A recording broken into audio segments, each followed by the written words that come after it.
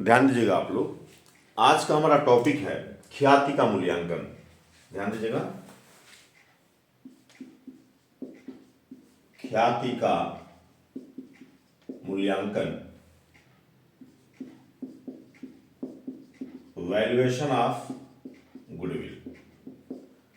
Valuation of goodwill में आप लोगों को पता भी है कि ख्याति को मतलब ख्याति का जब हम वैल्यूएशन करते हैं तो उसके 4 मेथड बताए जाते हैं: average profit method, super profit method, annuity method और कैपिटलाइज मेथड। आज का टॉपिक होगा इसमें सुपर प्रॉफिट मेथड, मतलब valuation of goodwill by super profit method.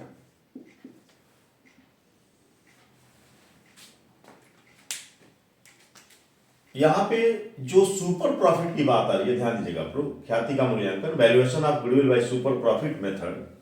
तो पहले हम लोग जानेंगे सुपर प्रॉफिट क्या है। सुपर प्रॉफिट को जो हिंदी में हम लोग अधिलाभ के नाम से जानते हैं, सुपर प्रॉफिट को हम लोग हिंदी में क्या बोलते हैं? अधिलाभ। अब यहाँ अधिलाभ का क्या सीन है, अधिलाभ कहते किसे हैं, या अधिलाभ को हम कैसे फाइंड आउट करेंगे? तो अधिलाभ के लिए एक फार्मूला लगता है, ध्यान दीजिएगा आप लोग। अधिलाभ का एक फार्मूला होता है सुपर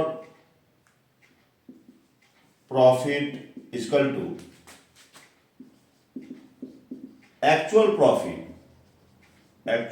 प्रॉफिट माइनस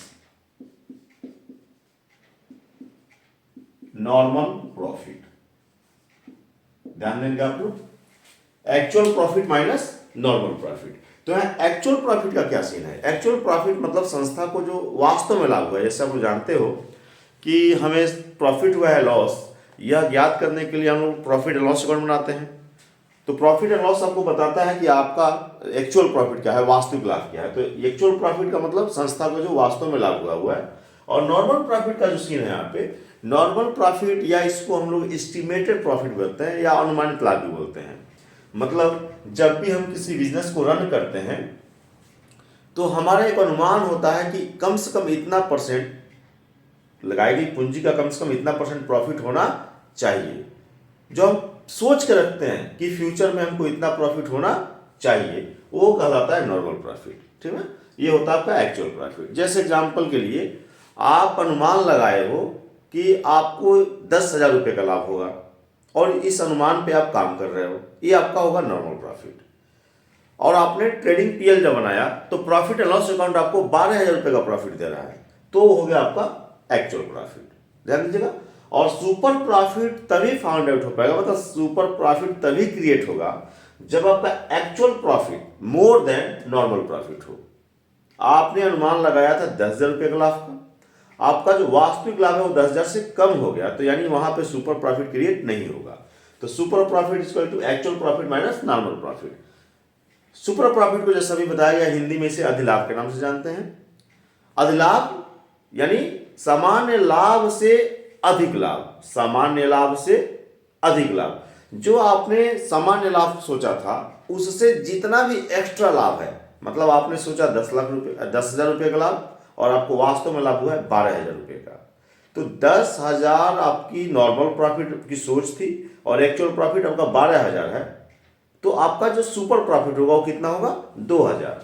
यानी सुपर प्रॉफिट, ध्यान दीजिएगा, एक्चुअल प्रॉफिट क्वेश्चन के अकॉर्डिंग आपका जो एक्चुअल प्रॉफिट है वह है 12,000 रुपया, और आप सोच रखे थे कितने के लिए? 10,000 के लिए, यानी नॉर्मल प्रॉफिट कितना है? 10,000 रुपया। तो super profit equal to actual profit minus normal profit, यानी यहाँ पे जो आपका सुपर प्रॉफिट निकल के आएगा वो कितना आएगा? 2,000 रुपया। ध्यान दीजिएगा, ये सुपर प्रॉफिट का फॉर्मूला कि super profit equal to actual profit minus normal profit. अब कभी कभी होता क्या है आपके क्वेश्चन में, ध्यान दीजिएगा, ऐसा नहीं है जब गुडविल का क्वेश्चन होगा, वैल्यूएशन ऑफ गुडविल का क्वेश्चन होगा तो सामान्य, ये मैं फिर बता दूं, ये सपोर्ट करेगा क्लास 12th के लिए जो बोर्ड के एग्जाम के अकॉर्डिंग है। एक्चुअल प्रॉफिट सामान्यतः आपके क्वेश्चन में गिवन रहता है, नॉर्मल प्रॉफिट दिया भी रह सकता है और नहीं भी दिया रह सकता है। तो जब भी हम सुपर प्रॉफिट निकालेंगे तो इस फॉर्मूले को यूज करेंगे, actual profit minus normal profit. जैसे मैं बता रहा हूं कि आपके क्वेश्चन में एक्चुअल प्रॉफिट गिवन होता है, अगर नहीं दिया रहता है, स्किप होता है, तो कौन सा मिसिंग क्या होता है? Normal profit. तो अगर नॉर्मल प्रॉफिट आपके क्वेश्चन में नहीं दिया है, आपके क्वेश्चन में एक्चुअल प्रॉफिट दे रखा है लेकिन नॉर्मल प्रॉफिट नहीं दिया है और आपको निकालना क्या है, सुपर प्रॉफिट। तो सुपर प्रॉफिट का फार्मूला क्या है कि super profit equal to actual profit minus normal profit. यानी सुपर प्रॉफिट के लिए आपको एक्चुअल प्रॉफिट की जानकारी तो होनी ही चाहिए, साथ में आपको नॉर्मल प्रॉफिट की जानकारी होनी चाहिए।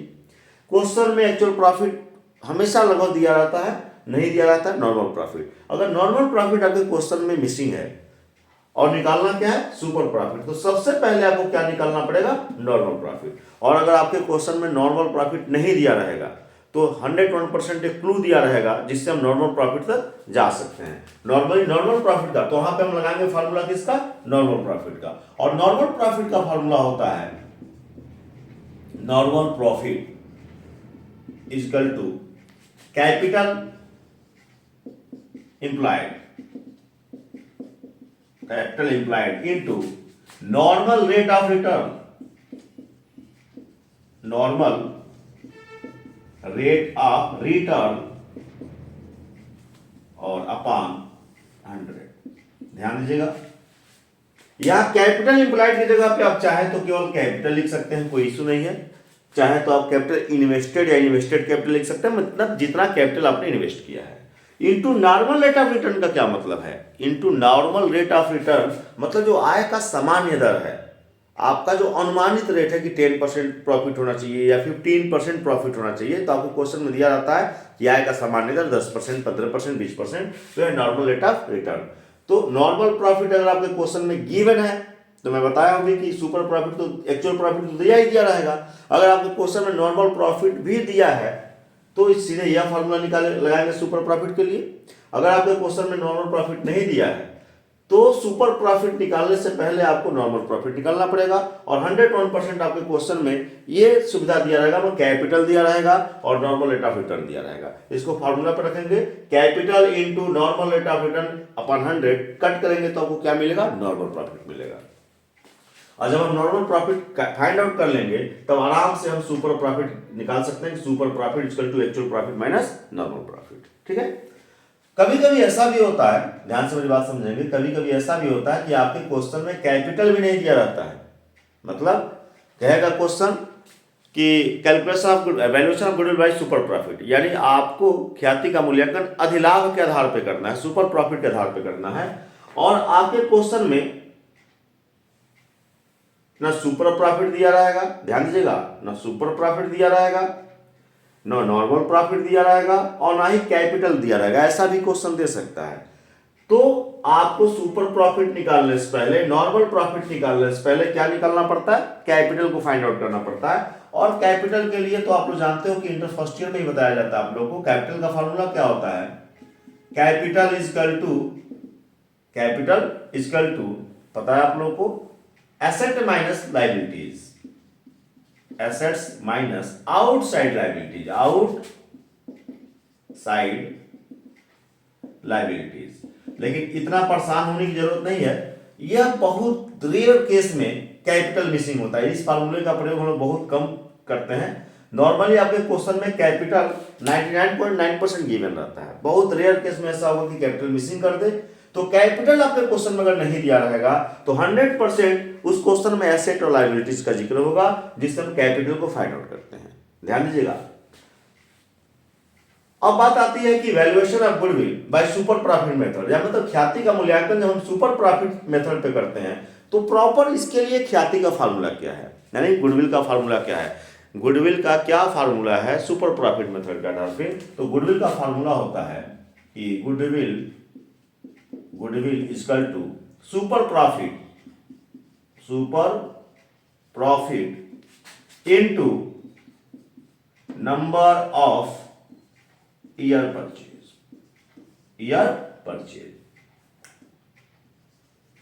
यहां ध्यान दीजिएगा, ये जो नंबर ऑफ ईयर परचेज है कई बार क्वेश्चन में टाइम्स में दिया रहता है, जैसे 2 गुना, अधिलाभ के 2 गुना, यानी ख्याति का मूल्यांकन अधिलाभ के 3 गुने के आधार पर करना है, या यूं दिया जाएगा 3 वर्षों के क्रय के आधार पर करना है, दोनों सेम है। अगर 2 गुना कह दे या 2 वर्षों के क्रय के आधार पर कह दे, दोनों सेम है। 3 गुना कह दे, 3 वर्षों के क्रय के आधार पर कह दे, दोनों सेम है। यानी अगर हमें गुडविल को फाइंड आउट करना है सुपर प्रॉफिट के अकॉर्डिंग, सुपर प्रॉफिट मेथड में गुडविल का एक सिंगल फार्मूला होता है, goodwill equal to super profit into number of year purchase. आपके क्वेश्चन में 100% नंबर ऑफ ईयर परचेज दिया रहेगा कि 2 गुना करना है कि 3 गुना करना है, 2 वर्ष के क्रय के आधार पर करना है कि 3 वर्ष के क्रय के आधार पर करना है। यानी अगर हमें गुडविल का वैल्यूएशन करना है सुपर प्रॉफिट मेथड पे तो एक सिंगल फार्मूला है, goodwill equal to super profit into number of year purchase. Means अगर आपका सुपर प्रॉफिट 4000 है, अगर आपका सुपर प्रॉफिट 4000 है और 3 वर्षों के क्रय के आधार पर गुडविल निकालना है, यानी क्वेश्चन कह दे कि ख्याति का मूल्यांकन अधिलाभ के 3 वर्षों के क्रय के आधार पर किया गया या अधिलाभ के 3 गुने के आधार पर किया गया, तो एक सिंगल सा फार्मूला लगाएंगे, सिंपल फार्मूला लगाएंगे, केवल एक फार्मूला लगाएंगे तब।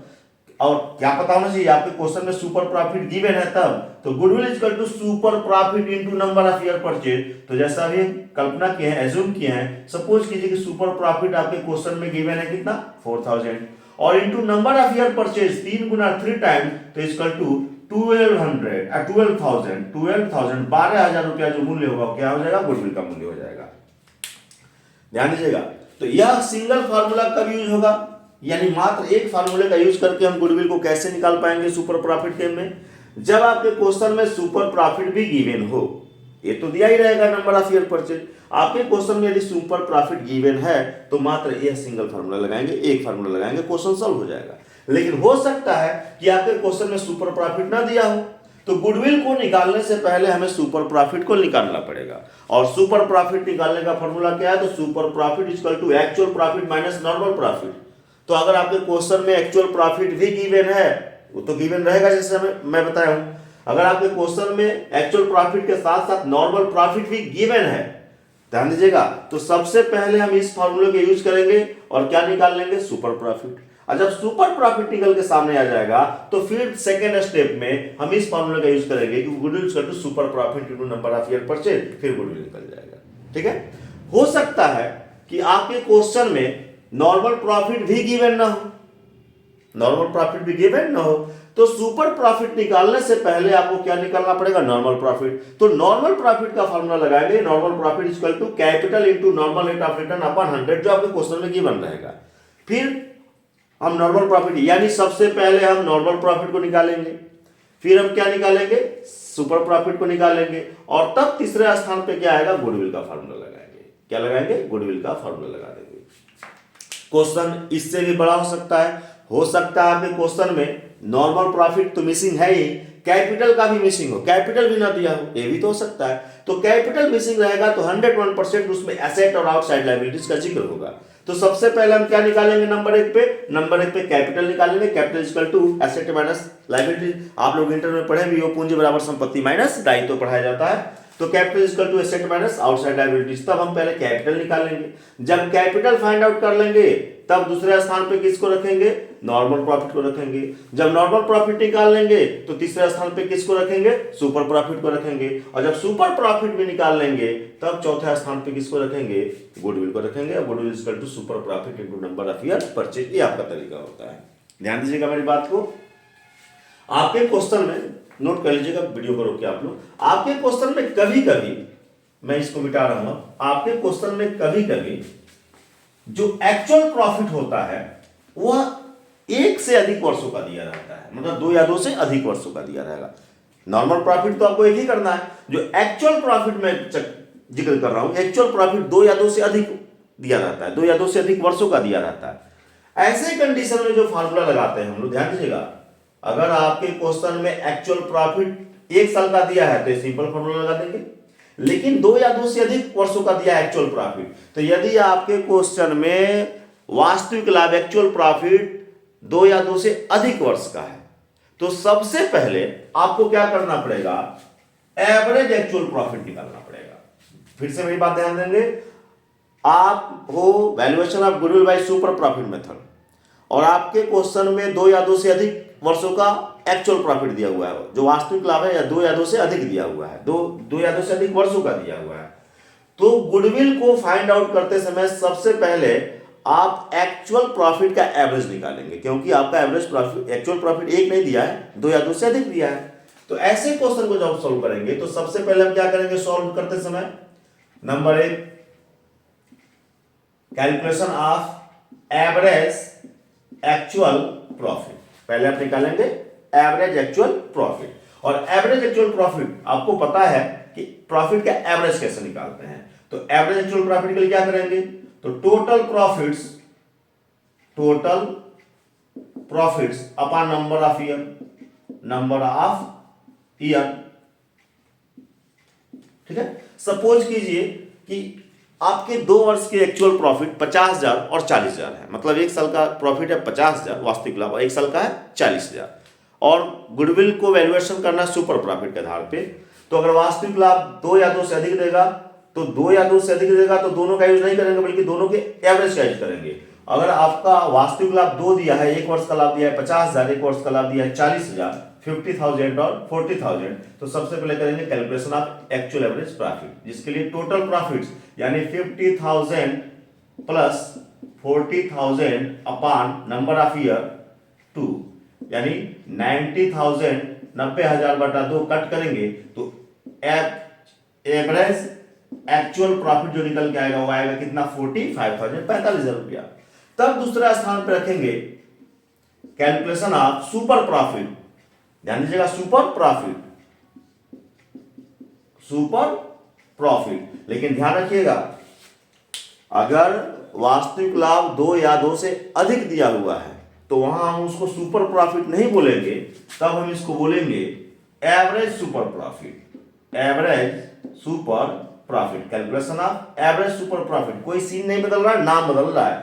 और calculation of average super profit का फार्मूला क्या होगा, तो एवरेज एक्चुअल प्रॉफिट, पहले था actual profit minus normal profit, actual profit minus normal profit, वो भी कब, जब वास्तविक लाभ 1 दिया है तब। लेकिन 2 या 2 से अधिक देगा तो कैलकुलेशन ऑफ मतलब average super profit equal to average actual profit minus normal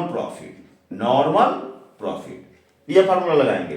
तो आपका एवरेज एक्चुअल प्रॉफिट कितना है, 45,000 और माइनस करेंगे नॉर्मल प्रॉफिट। तो नॉर्मल प्रॉफिट यदि आपके क्वेश्चन में गिवन है तो उसको यहां पे पुट करेंगे, और नहीं है तो अभी बताया गया है कि नॉर्मल प्रॉफिट फाइंड आउट करेंगे, जिसके लिए फार्मूला क्या लगाएंगे, तो capital into normal rate of return upon 100। Suppose कीजिए कि आपका जो नॉर्मल प्रॉफिट आपके क्वेश्चन में गिवन है, आपको फाइंड आउट करने की जरूरत नहीं है, और 30,000 रुपया है, मान लीजिए कितना दिया है 30,000, तो यहां रखेंगे 30,000, तब आपको मिलेगा average super profit equal to 15,000, 45,000 minus 30,000, 15,000। अब तब तीसरा फार्मूला लगाएंगे यहां पे कैलकुलेशन ऑफ